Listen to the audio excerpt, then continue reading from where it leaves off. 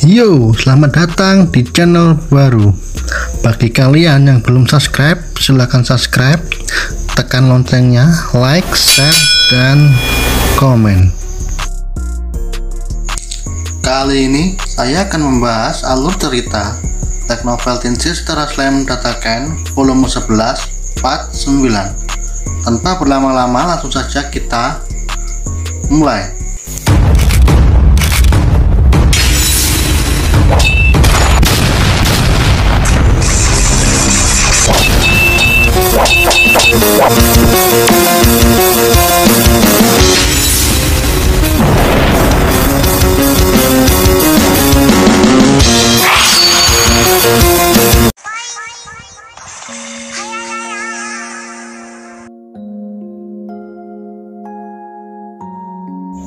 Setelah mengevolusikan dan memberi nama Ifrit sekarang dan seterusnya dikenal sebagai Keris. Kekuatan Keris naik secara drastis dan berada di peringkat A spesial atau setara dengan Raja Iblis. Bisa dikatakan kelas bencana.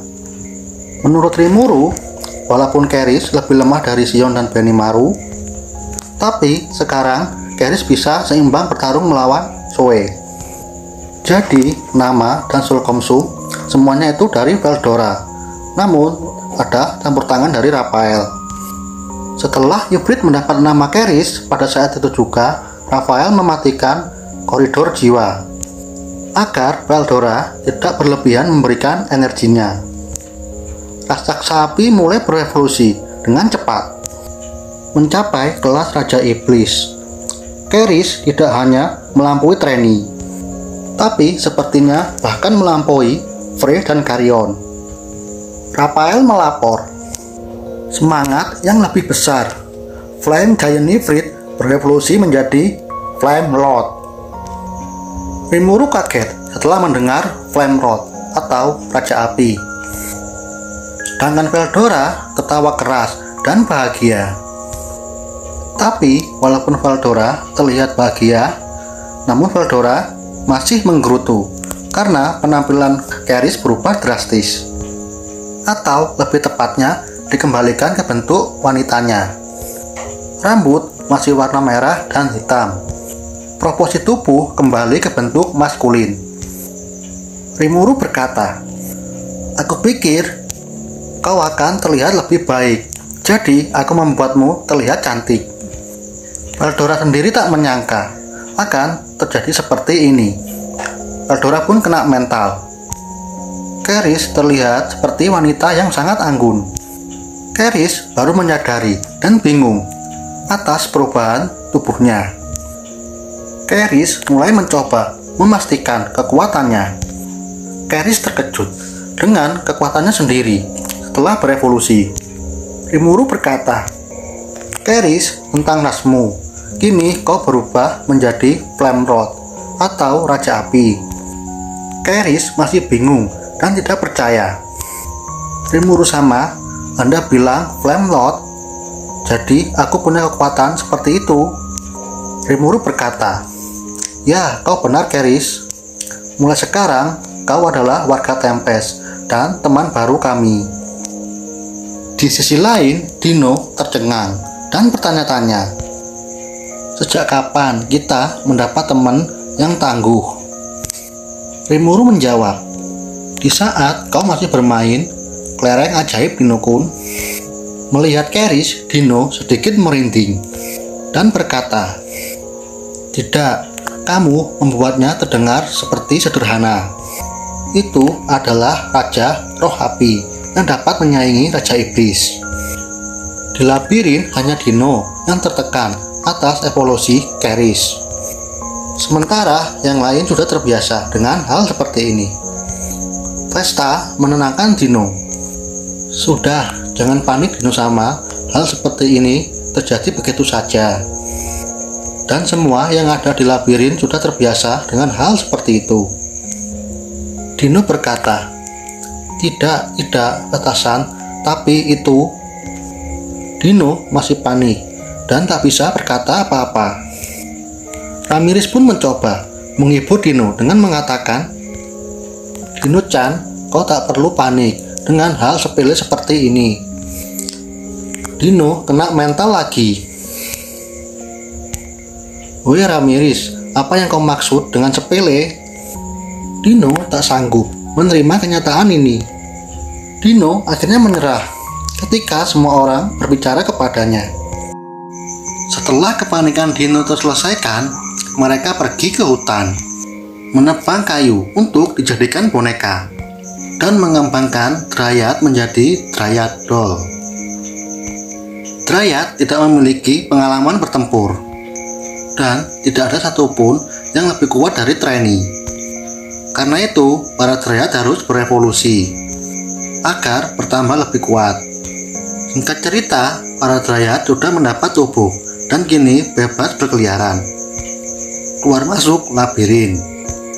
Para Dryad berkumpul dan berterima kasih kepada Rimuru sama. Trenny Ramirez terlihat sangat bahagia. Setelah itu, Rimuru meminta Ramirez agar segera melapor jika terjadi sesuatu kepada Dryad. Baiklah Rimuru, aku mengerti, ucap Ramirez. Beberapa hari kemudian, Rimuru yang berada di kantornya. Tiba-tiba ada seseorang yang melapor bahwa Diablo sama telah kembali dengan beberapa orang asing. Diablo sama ingin bertemu dengan Anda, dan apa yang harus kita lakukan? Rimuru terlihat sangat senang. Kabar yang ditunggu-tunggu akhirnya tiba. Menurut Rimuru, jika itu Diablo, dia pasti masuk dengan santai. Namun, dia punya tamu bersamanya untuk kali ini. Rimuru berkata, izinkan saya untuk melihat mereka sebelum Benimaru mengetahuinya. Dan aku ingin menyapa mereka. Saya akan menemui mereka di ruang resepsi. Panggil mereka segera dan tolong panggilkan orang untuk menyiapkan teh. Karena Suna saat ini sedang sibuk dengan pekerjaannya. Di sisi lain, Sion sedang sibuk melatih Yomigaeri di dalam labirin, dan jadi tolong panggilkan orang lain untuk menyiapkan teh. Sebelum itu, Rimuru berpikir sejenak tentang Sion. Sepertinya Sion sudah memanfaatkan kekuatan Yomigaeri yang sulit dibunuh. Karena itu, Sion memperkuat mereka. Rimuru pergi ke ruang resepsi dengan membawa 2 pelayan Goblina. Belakangan ini, para Goblina tidak bisa dibedakan dengan manusia karena beberapa item yang dikembangkan oleh Suna. Dan item yang dikembangkan Suna adalah kosmetik. Kini, item yang dikembangkan Suna semakin populer di Tempest, dan karena itu alasan kenapa wanita semakin cantik. Dan hari ini juga Rimuru tidak tahu betapa anehnya bawahan yang dipilih Diablo. Diablo berkata, Rimuru sama, saya Diablo, telah kembali. Dengan senyum bahagia, Diablo memasuki ruang resepsi. Meskipun Rimuru tak mengatakan bahwa senyum Diablo itu terlihat jahat. Mungkin jika itu yang melihat orang lain, senyum Diablo adalah tanda malapetaka. Rimuru merasa Diablo memancarkan aura yang sangat jahat, seolah-olah Diablo merencanakan hal yang tidak baik. Diablo berkata, hari ini saya membawa orang-orang yang ingin saya tunjukkan kepada Rimuru sama. Saya akan senang jika Anda mau bertemu dengan mereka. Seperti biasa, Diablo menyambut Rimuru dengan hormat. Menurut Rimuru, hormat Diablo terlalu berlebihan, tapi Rimuru sudah terbiasa dengan hal ini. Dan hanya Diablo yang menganggap tuannya Rimuru sama, hampir seperti dewa. Rimuru melihat 3 wanita cantik yang masuk mengikuti Diablo. Rimuru berkata, Diablo, kau memberitahuku bahwa kau mencari bawahan. Dan apakah wanita-wanita ini yang kau maksud bawahan? Mereka pun nampak muda. Rimuru bergumam, mereka tidak relevan jika disebut iblis. Mereka sangat imut dan cantik. Di samping itu, Rimuru juga tidak tahu udah berapa tahun Diablo hidup. Diablo mendesak ketiga wanita itu. Mereka membungkuk dan duduk di sofa. Rimuru bertanya, "Apa gadis-gadis ini teman lamamu, Diablo?" Mereka terlihat tidak kuat. Namun ketiganya adalah ras tertinggi di antara para iblis, Archdemon. Kemudian Raphael melapor. Diduga orang-orang ini menyembunyikan sihirnya secara sempurna dan meniru manusia. Mendengar laporan Raphael, Rimuru mengaktifkan ketepatan persepsi ajaib. Namun, sekeras apapun Rimuru mencoba, mereka tetap terlihat seperti manusia. Rimuru bertanya kepada Raphael, "Raphael-san, Anda barusan bilang Archdemon?"